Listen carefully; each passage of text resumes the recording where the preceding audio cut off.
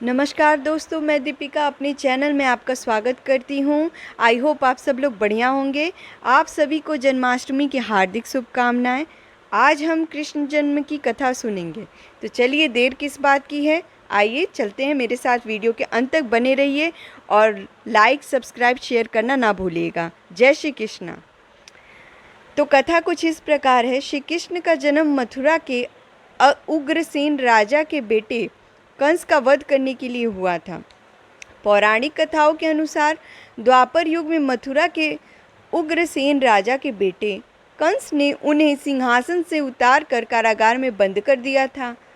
राजा की एक बेटी और बेटा था, बेटा कंस और बेटी देवकी।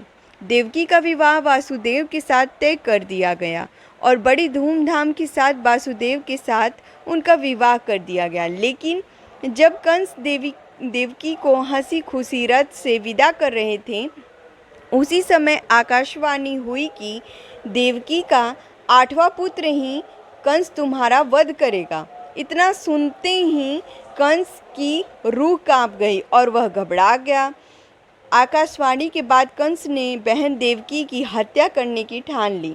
लेकिन उस दौरान वासुदेव ने कंस को समझाया कि देवकी को मारने से क्या होगा। देवकी से नहीं, बल्कि उसको देवकी की 8वीं संतान से भय है। वासुदेव ने कंस को सलाह दी कि जब हमारी 8वीं संतान होगी तो हम आपको सौंप देंगे, आप उसे मार देना।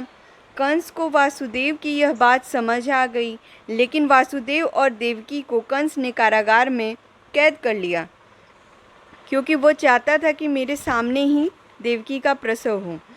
देवकी जी और वासुदेव की 7 संतानों को कंस मार चुका था। अब 8वें बच्चे होने वाले थे।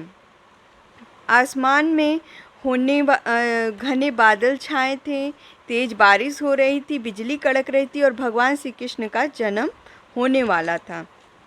रात्रि के ठीक 12 बजे कारागार के सारे ताले अपने आप टूट गए और कारागार की सुरक्षा में लगे सभी सैनिक गहरी नींद में सो गए।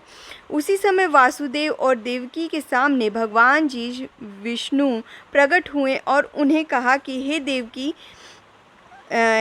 वे देवकी की गर्भ में 8वें पुत्र के रूप में जन्म लेंगे। इतना ही नहीं, बल्कि भगवान विष्णु ने कहा कि वे उन्हें गोकुल में नंद बाबा के यहाँ छोड़ आएं और वहीं अभी अभी जन्मी कन्या को कंस को लाकर सौंप दें। वासुदेव ने भगवान विष्णु के बताए अनुसार ही कार्य किया। गोकुल से लाए कन्या और कंस को सौंप दिया। कंस ने जैसे ही कन्या को मारने के लिए हाथ उठाया, कन्या आकाश में गायब हो गई और आकाशवाणी हुई कि कंस, जिसे तुम मारना चाहता है, वो तो गोकुल पहुंच चुका है। इतनी आकाशवाणी सुनकर कंस और घबरा गया। कृष्ण को मारने के लिए फिर कंस ने बारी बारी कई राक्षस गोकुल भेजे। उसने बहुत प्रयत्न किया कि कृष्ण को हम बाल अवस्था में ही खत्म कर दें, लेकिन ऐसा वो हो नहीं सका। जितने भी वो राक्षस भेजते थे, उतनों का वध भगवान श्री कृष्ण कर देते थे और उनका उद्धार कर देते थे। आखिर में श्री कृष्ण ने कंस का भी वध कर दिया। तो ये थी कृष्ण से जुड़ी कृष्ण जी की जन्म कथा। आई होप आप सब लोग को बहुत अच्छा लगा होगा और बहुत लोग जानते भी होंगे कृष्ण लीला और कृष्ण कथा। अगर कोई नई कथा सुननी हो तो प्लीज़ कमेंट डाउन में मुझे कमेंट करिएगा। और अगर मेरी ये कथा आपको पसंद आई होगी तो ज़्यादा से ज़्यादा लाइक, शेयर, सब्सक्राइब ज़रूर से ज़रूर करिएगा और बेल आइकन को प्रेस कर दीजिएगा कि जो भी हमारे यहाँ नोटिफिकेशन मिलेगी वो आप तक पहुँच जाए। जो भी मैं वीडियो नई अपडेट करूँ वो आप तक पहुँच जाए। और एक विशेष सूचना आपको ये देनी थी कि कल जन्माष्टमी उत्सव मनाया जाएगा। कल ही सब लोग व्रत रहेंगे, तो कल हम